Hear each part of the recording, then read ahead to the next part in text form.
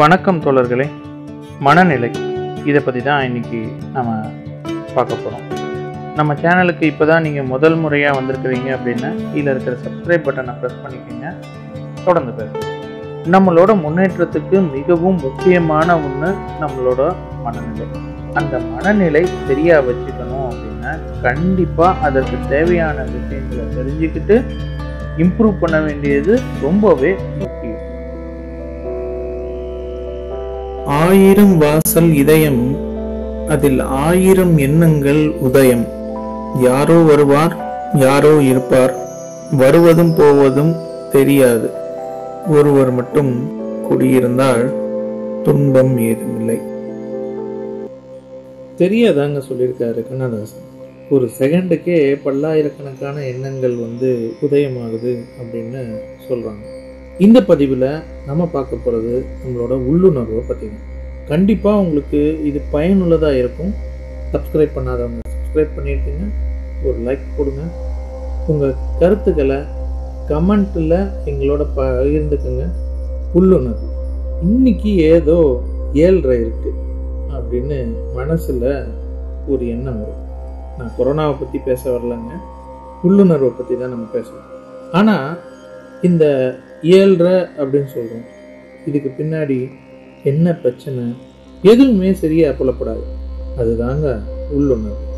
நீங்களும் துணிச்சலாக கிளம்பிடுவீங்க. பிறகுதான் ஏதோ ஒரு முக்கியமான விஷயத்த மறந்துட்டு வீட்லேயே வச்சுட்டு வந்ததை உங்களுக்கு புரியும். அப்புறம் என்ன, ஆஃபீஸ் போனதுக்கப்புறம் என்ன நடக்கும்னு உங்களுக்கே தெரியும். சரி, அந்த கதையெல்லாம் நமக்கு எதுக்கு. இப்போ நீங்கள் வீட்டை விட்டு கிளம்பும்போது வந்ததில்லை அந்த ஒரு எண்ணம், உள்ளுணர்வு எப்படி வந்தது? எதேச்சியாக நடந்ததா, இல்லை சுலபமாக இந்த மாதிரி சொல்லலாம். உங்கள் மனசில் ஒரு பகுதி நீங்கள் ஒரு முக்கியமான விஷயத்த மறந்து விட்டுட்டு போகிறீங்க அப்படிங்கிறத உங்களுக்கு நினைவுபடுத்துது. நீங்கள் வீட்டை விட்டு கிளம்புற மும்முரத்தில் அதை நம்ம புரிஞ்சிக்கல, இல்லை அந்த எச்சரிக்கையை நம்ம எடுத்துக்கல அப்படின்னு கூட சொல்லலாம். ஆனால் நம்ம கிளம்புற அவசரத்தில் நமக்கு எதுவும் கேட்கல அப்படிங்கிறது தான் உண்மையான ஒரு விஷயம். சொல்லப்போனால் நீங்கள் அந்த உள்ளுணர்வை ஒரு உள்ளறையில் வச்சு பூட்டிட்டீங்க அப்படின்னு கூட சொல்லலாம். அதுவும் கதவை தட்டி தட்டி பார்க்குது. உங்கள் மனசெல்லாம் கிளம்புறதுலேயே மும்முரமாக இருக்கிறதுனால அந்த கத்தல் சத்தம் நமக்கு கேட்கல. அது ஏதோ கத்துதுன்னு மட்டும் தெரியுது. அதுதான் இன்னைக்கு நமக்கு ஏதோ 7:30 அப்படிங்கிறது உங்களுக்கு புரிஞ்சிருக்கும். பதட்டம் இல்லாமல் யோசிச்சிருந்தோம் அப்படின்னா அது தெளிவாக நமக்கு புரிஞ்சிருக்கும். சுருக்கமாக சொன்னால் உங்கள் மனசு செய்ய போகிற விஷயங்களை, தவறுகளை புரிஞ்சுக்கிட்டு அதற்கு ஏற்ற மாதிரி நமக்கு சமிக்கை கொடுக்குது அப்படிங்கிறது தான் சொல்லலாம். ஆனால் அதை கவனிக்கிறதுக்கு நமக்கு நேரம்லாம் போயிடுது. இதே உள்ளுணர்வு இப்படி மாய வலை வீசி இதை செய் அதை செய் அப்படின்னு கூட தெளிவாகவும் சொல்லும். இங்கிலீஷில் இதை ஹஞ்ச், கட் ஃபீலிங், அதுவும் ஒரு வகையான உள்ளுணர்வு தாங்க. எப்போவாவது உங்களுக்கு இந்த மாதிரி நடந்திருக்கும் இல்லையா?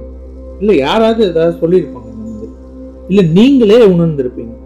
உள்ளுணர்வுன்னா ஒரு உணர்வு, இல்லை ஒரு யோசனை, ஒரு எண்ணங்களோட பிரதிபலிப்பு அப்படின்னு சொல்லலாங்க. ஒரு சாத்தியக்கூறுன்னு கூட சொல்லலாம். உள்ளுணர்வு நம்ம எல்லோருக்கும் ரொம்ப முக்கியமான ஒரு விஷயம்.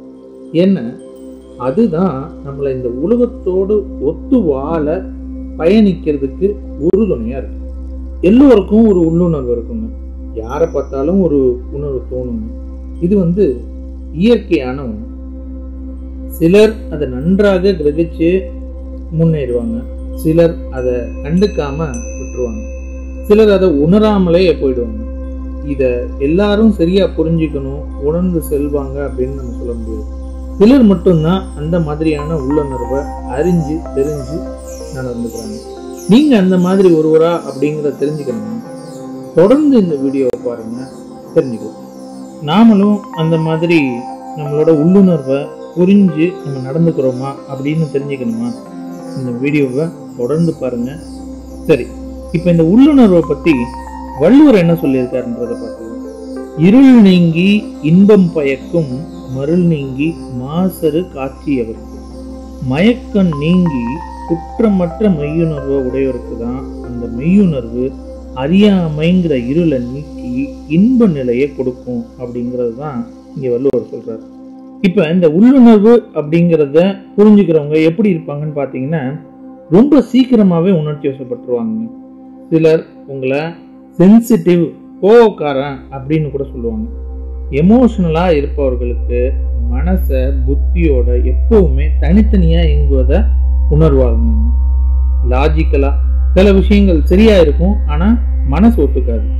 சுலபமாக ஒருவரை பார்த்து இதை போட்டுருவாங்க. கொஞ்ச நேரம் இவங்கள்ட்ட ஒருவரோட பேசும்போதே அவங்களோட பேச்சு, பார்வை மற்றும் உடல் அசைவுகளை வச்சு சுலபமாக அவங்க எந்த மாதிரி அப்படின்றத சொல்லிடுவாங்க. இவங்க ஒரு நல்ல ஒரு தீர்வு சொல்லக்கூடிய ஒரு ஆளாக இருப்பாங்க. எதிர்மறை திறன் உள்ளவர்களை கண்டறிஞ்சிருவாங்க சீக்கிரமாகவே. இது மூலமாக அவங்கள விட்டு விலகி இருக்கிறதுக்கு கற்றுக்குவாங்க. சிலர் சொல்லுவாங்க, ரொம்பவும் பார்க்காதீங்க, ஆனால் பலருக்கும் இந்த மாதிரியான உள்ளுணர்வு புரிஞ்சுக்கிறதே கிடையாது. எப்படி நம்ம உடல் புத்திசாலியாக இருக்கு, அதாவது நிறைய இனிப்பு சாப்பிட்டா திகட்டுது, அப்போ தானாகவே நம்ம சாப்பிட்றது நிப்பாட்டிடுது. அது மாதிரி தாங்க இதுவும் இயல்பான ஒன்று. சரிதானே? தொடர்ந்து பேசலாம். இந்த மனநிலை பற்றி பேசினது எல்லாமே உங்களுக்கு பயனுள்ளதாக இருக்கும் அப்படின்னு நினைக்கிறோம். பிடித்திருந்தால் லைக் பண்ணுங்கள், உங்களோட கருத்துக்களை கமெண்ட்டில் தெரிவிங்க, நண்பர்களோட ஷேர் பண்ணிக்கோங்க. சப்ஸ்கிரைப் பண்ணலைன்னா சப்ஸ்கிரைப் பண்ணுங்கள்.